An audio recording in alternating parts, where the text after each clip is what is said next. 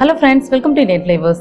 இன்றைக்கி நாம் ரொம்ப சுவையான கோதுமை பரோட்டா வீட்டிலையே எப்படி சுலபமாக ரெடி பண்ணுறது அப்படின்னு தான் பார்க்க போகிறோம். கண்டிப்பாக இந்த ரெசிபி உங்களுக்கு பிடிக்கும். செஞ்சு பார்த்துட்டு எப்படி இருந்துச்சுன்னு கமெண்ட் சொல்ல மறக்காதீங்க. இப்போ நம்ம வீடியோக்குள்ள போகிறதுக்கு முன்னாடி என்னோட சேனலை நீங்கள் இதில் சப்ஸ்கிரைப் பண்ணலன்னா கீழே இருக்க சப்ஸ்கிரைப் பட்டன் அழுத்தி சப்ஸ்கிரைப் பண்ணிக்கோங்க. கூடவே பக்கத்தில் இருக்க பெல் ஐக்கனையும் கிளிக் பண்ணிக்கோங்க. இப்போ நம்ம கோதுமை பரோட்டா பண்ணுறதுக்கு ஒரு பவுலில் 2 கப் அளவு கோதுமை மாவு எடுத்துக்கலாம். இதில் இனி தேவையான அளவு உப்பு சேர்த்துடலாம். உப்பு சேர்த்துட்டு 1 டேபிள் ஸ்பூன் அளவு உருக்குன வெண்ணெய் சேர்த்துடலாம். வெண்ணெய் சேர்த்துட்டு நல்லா மிக்ஸ் பண்ணி விட்டுக்கோங்க. வெண்ணெய் சேர்க்கறதுனால நம்மளோட பரோட்டா நல்ல டேஸ்ட்டாகவும் சாஃப்டாகவும் இருக்கும். நீங்கள் வெண்ணெய் சேர்க்க வேண்டாம்னு நினச்சிங்கன்னா அதுக்கு பதிலாக 1 டேபிள் ஸ்பூன் அளவு எண்ணெய் சேர்த்துக்கலாம். இந்த மாதிரி மிக்ஸ் பண்ணதுக்கப்புறமா இனி நம்ம கொஞ்சம் கொஞ்சமாக தண்ணி சேர்த்து சப்பாத்தி மாவு உருட்டோம்ல அந்த மாதிரி நல்லா பிசைஞ்சு எடுத்துக்கலாம்.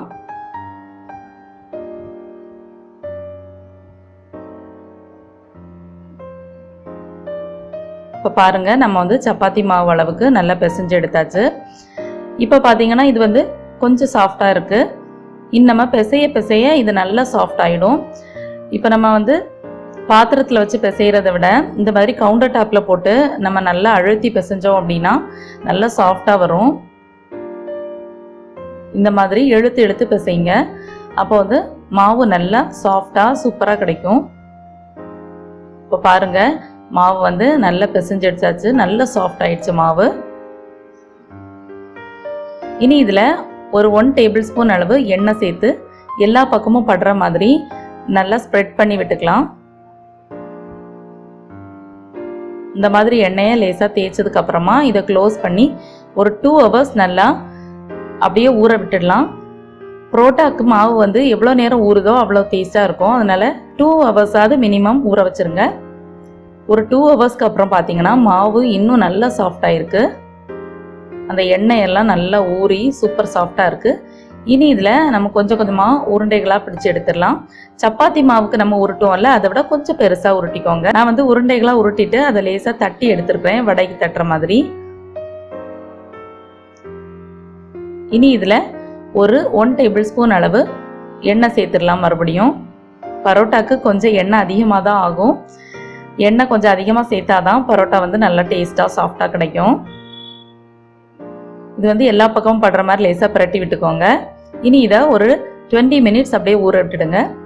20 மினிட்ஸ்க்கு அப்புறமா இப்போ பார்த்தீங்கன்னா மாவு ரொம்பவே சாஃப்டாக இருக்குங்க. இனி இது எல்லாத்தையுமே நம்ம பரோட்டாக்கு தட்டுற மாதிரி தேய்ச்சி எடுத்துக்கலாம். இன்னமா கவுண்டர் டாப்பில் லேசாக எண்ணெய் அப்ளை பண்ணிவிட்டு அதுக்கப்புறம் மேலே வச்சு கையை வச்சு இந்த மாதிரி விரித்து விட்டுக்கோங்க.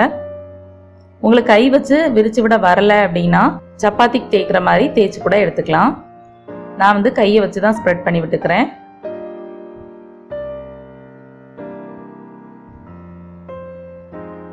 லேசாக அங்கங்கே ஓட்ட விடுற மாதிரி இருந்தாலும் ஒன்றும் பிரச்சனை இல்லை. ஷேப் ப்ராப்ளம் கிடையாது.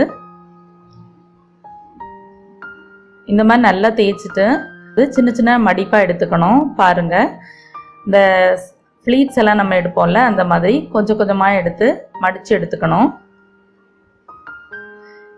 கவுண்டர் டாப்பில் எண்ணெய் தேய்ச்சிட்டு நம்ம ஸ்ப்ரெட் பண்ணி விடுறதுனால ஈஸியாக இது எடுக்க வந்துடும்.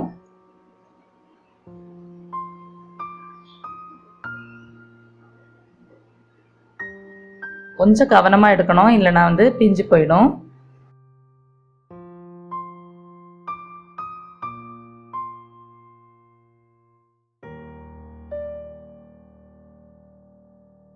பாருங்க, சூப்பராக மடிப்பாக வந்திருக்கு. இனி இந்த மாதிரி ரோல் பண்ணிக்கலாம். ரோல் பண்ணிட்டு மீதி இருக்கிற மாவை நம்ம அடியில் வச்சு அழுத்தி விட்டுடலாம். இந்த மாதிரியே எல்லாத்தையும் தேய்ச்சி எடுத்துடலாம்.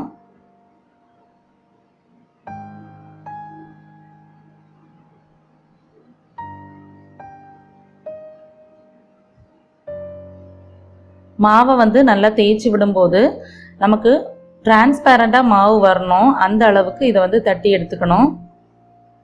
லேசாக அங்கங்கே ஓட்ட விழுகிற மாதிரி இருந்தாலும் ப்ராப்ளம் இல்லை. உங்களுக்கு பார்த்தீங்கன்னா தெரியும், டிரான்ஸ்பேரண்டாக வர்ற வரைக்கும் நம்ம இந்த மாதிரி தட்டி விரித்து விட்டுக்கணும்.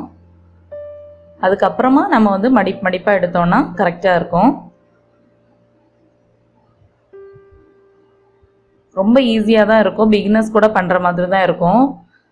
கஷ்டமாலாம் இருக்காது. நீங்கள் வந்து ட்ரை பண்ணுங்கள், ரொம்ப ஈஸியாக வரும். பாருங்கள், இப்போ வந்து நம்ம எல்லாத்தையுமே தேய்ச்சி எடுத்தாச்சு. இனி நம்ம பரோட்டாவாக தட்டி எடுத்துடலாம். அதுக்கும் நம்ம வந்து லேசாக கையில் எண்ணெய் தேய்ச்சிட்டு இந்த மாதிரி தட்டி எடுத்தோன்னா கரெக்டாக வரும். நம்ம ரொம்ப அழுத்தியெல்லாம் எடுக்க வேண்டாம். ஸ்மூத்தாக நம்ம வந்து தட்டினாலே போதும், அழகாக விரிஞ்சு வரும். உங்களுக்கு லேயர் லேயராக கிடைக்கும்.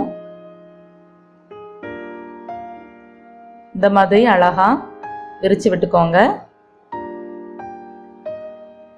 நான் வந்து ஆல்ரெடி தவாவை காய வச்சுருந்தேன். இப்போ வந்து தவா நல்லா சூடாக இருக்குது. இதில் வந்து நம்ம தேய்ச்சி வச்சுருந்த பரோட்டாவை சேர்த்துட்டு இதுக்கு கூடவே 1 டீஸ்பூன் அளவு எண்ணெயும் சேர்த்துடலாம். அப்போ தான் பரோட்டா வந்து நல்லா வேகும். மிதமான சூட்டில் வச்சு வேக வச்சுக்கோங்க. ஒரு பக்கம் லேசாக ப்ரௌன் ஆனதும் அடுத்த பக்கம் திருப்பி போட்டுக்கோங்க. இந்த மாதிரி திருப்பி திருப்பி போட்டு எடுத்துக்கோங்க. இப்போ 2 பக்கமும் நல்லா ப்ரௌன் கொடுத்து வந்துருச்சு. நல்லா வெந்துருச்சு நம்மளோட பரோட்டா. சூப்பராக வந்திருக்கு. இனி இதை எடுத்துடலாம்.